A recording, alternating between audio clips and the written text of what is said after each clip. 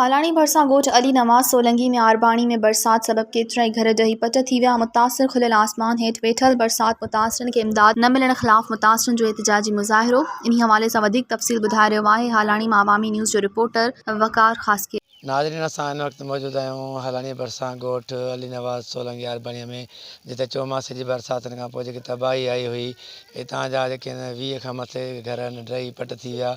जॻहियूं हुननि जूं किरी पियूं, जेको हिन महिल मुतासिर बेयारो मददगार वेठा हलनि। अचो त मुतासिरनि सां ॻाल्हियूं कयूं, हिननि जो छा चवणु आहे। शहरीअ खे माना 150 कटो मिलियो आहे सामान जो। असांखे कुझु कोन ग़रीबनि खे ॾिनो अथई, न कंहिं सार लधी आहे न संभाल लधी आहे। असांजा बचड़ा रड़ियूं दाऊं पिया कनि बुख में, असांखे कुझु कोन मिलियो आहे। असां सफ़ाई पर पटीअ ते वेठा आहियूं, न को असांखे माल आहे न को असांखे मतां आहे, कुझु बि न आहे। इहे बचड़ा मुंहिंजा बीमार आहे, इस्पताल में हिकिड़ो खणी पिया वञूं, हिकिड़ो खणी पिया अचूं असां पंहिंजो बचो। असां सां वॾी मुसीबत लॻी पिया। मुड़ुसु मुंहिंजो अखियुनि खां नाभी न ॾिसंदो, इहे वेठो आहे वीचारो, सोचे सोचे चरियो थी वियो आहे वीचारो। सफ़ा ईअं थी विया आहियूं, तबाह थी विया आहियूं। असां गुज़ारिश आहे त असांजे ॻोठ घर ॿर टही विया आहिनि, सफ़ा पट थी वियो आहे, हिते तमामु घणो पाणी बीठो आहे। असां चेयरमैन याक़त लाशारी खे चऊं था त असांखे कुझु ॾिनो वञे। 150 कटो मिलियो त उन मां हिकु बि असांखे ॻोठ में कटो न ॾिनो अथई। ॻोठ अली नवाज़ सोलंगी आरबाणी पाण अहिड़ो थी वियो आहे, का तकलीफ़ लॻी पई आहे ॾाढी। हिकु जाइ ते पियो आहे, जेको पुॼेव त मूंखे ॾियो को ख़ुदा कारण। बसि अलाह जी वाट में ॾींदो त तव्हांजी मर्ज़ी आहे। अलाह जी वाट में मूंखे तकलीफ़ आहे ॾाढी। मां हिकु जाइ ते पियो आहियां, मुंहिंजा बाबा साईं रम जी नज़र सां मूंखे वक़्तु आप शइ कान मिली आहे। जीअं बरसातूं वेड़ियूं, असां आहियूं भठे जा मज़दूर आहियूं, असां वटि 100 आहे घर असांजो। जंहिं ग़रीब अमीरनि ॾे वञूं था, ट्रकूं सौदनि जूं अचनि थियूं, पंहिंजनि चङनि खे ॾियनि था। असां चयोसीं भला सौदो असांखे नथा ॾियो, असांखे तरपाल ॾियो, असां पंहिंजे बचनि खे ढकियूं। उहो असांखे तरपाल हिन महिल ताईं न ॾेई सघिया आहिनि। जेके असांजे ओड़े पाड़े में चङा अमीर आहिनि, असां उन्हनि ॾे 2-3 चकर हली आऊं। अवा असांजा बच्चा उस ते वेठा आहिनि, असां मज़दूर माण्हू आहियूं, मज़दूरी हींअर कान्हे। असांखे को सौदो ॾियो या तरपाल ॾियो, असां बच्चा ढकियूं। हिन महिल ताईं असांखे का बि शइ कान मिली आहे। दाऊं करे करे चुप करे हाणे घर में वेठा आहियूं।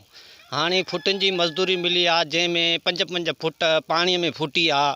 असां परेशान उस में वेठा आहियूं, माल जो मना कोन्हे, कुझु माल जे मना में वियूं। जेके बि वोट वठण लाइ अचनि था, तेॾी महिल भाऊ अचा जी करे था वठनि वोट। हिन महिल त को बि माण्हू न लड़ियो आहे, हिन महिल को बि माण्हू न लड़ियो आहे त तव्हांजो हाल छा थियो आहे। जेके अचनि था त रोडनि ते विड़ा आहियूं, फौजी बि अचनि था त बि माल रोडनि ते विड़ा आहियूं। हलिया था वञनि, असां ग़रीबनि जो को एतिराज़ कोन्हे। को वधीक तव्हां माल कयो, तव्हां पाण ॾिसण वारा आहियो, असां वीडियो भरियो था, मां वीडियो में ॾिसण वारा आहियो। तव्हां वटि किरायो आहे बाबा? का बि शइ कान्हे। महीनो थी वियो आहे त बरसाति हली आहे, त असांजा घर वर डही आहिनि, बुख ते आहियूं।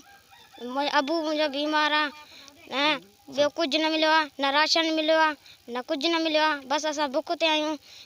जॻह बॻह ख़तमु थी वई आहे, सभु जेके बि ॻोठ आहे ख़तमु थी वियो आहे। असांजी का शइ न बची आहे, असांखे का शइ न मिली आहे। 20 ॾींहं थी विया, मींहुं बंदि थी वियो आहे, असांखे राशन कोन मिलियो आहे। असांजा नंढड़ा बच्चा बुख ते आहिनि, असांजी जॻहियूं किरी पयूं आहिनि, जॻहियूं ठाराए ॾियो असांखे। असां बच्चा उस ते वठी विया आहिनि, असांजो सामान ॿाहिरि उस ते सड़े ते पियो, का शइ न असांजी बची आहे। असां बुख ते आहियूं। असांखे अली नवाज़ सोलंगी आरबाणीअ जे ॻोठ वारनि जूं ॻाल्हियूं ॿुधियूं। हिननि जो चवणु आहे त असांजी हिन महिल ताईं बरसाति खे बीठे 20 ॾींहं थी विया आहिनि, पर कंहिं बि असांजी सार न लधी आहे। असांजा 20 खां मथे घर डही पट थी विया आहिनि। असांखे न राशन मिली सघियो आहे, न कुझु ॿियो सामान मिली सघियो आहे। असांजा बच्चा जेके आहिनि बुखनि ते वेठा आहिनि।